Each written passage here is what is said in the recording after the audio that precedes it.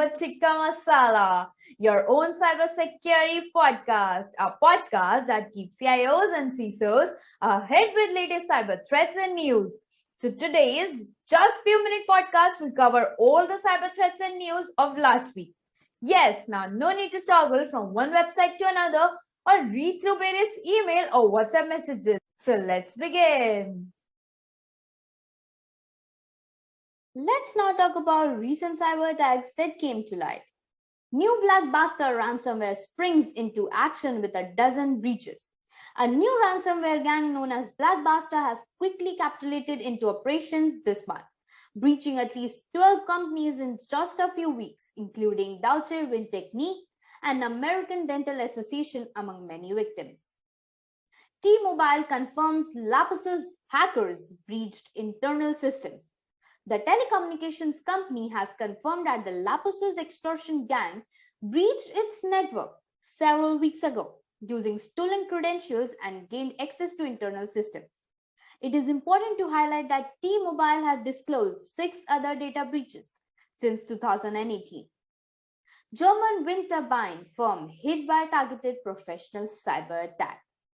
German wind turbine giant Deutsche Windtechnik has issued a notification to warn that some of its IT systems were impacted in a targeted professional cyber attack earlier this month.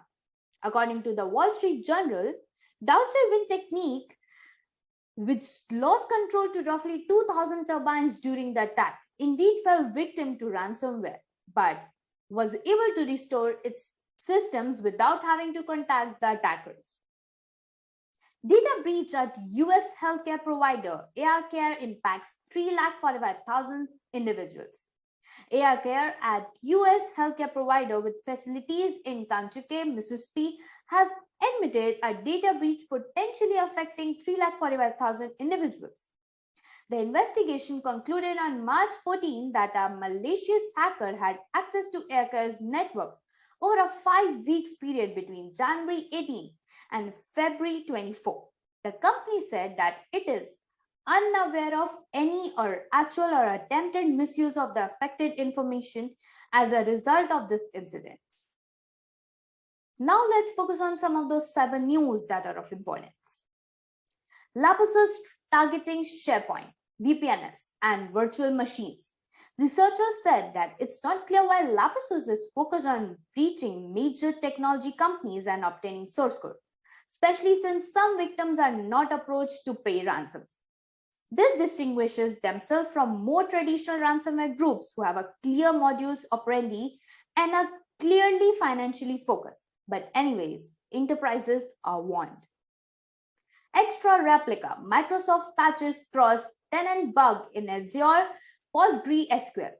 The vulnerability has disclosed to Microsoft in January.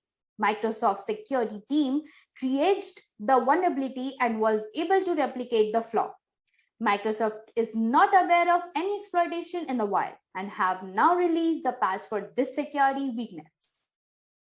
Elon Musk wants make Twitter DMs end-to-end encrypted.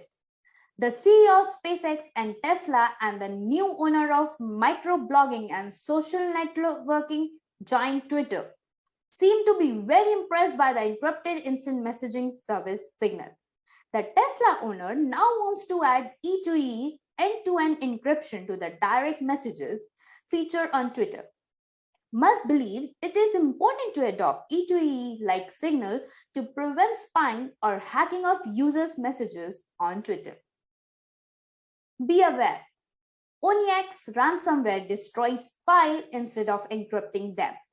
A new Onyx ransomware operation is destroying files larger than 2 MB instead of encrypting them, preventing those files from being disrupted even if a ransom is paid.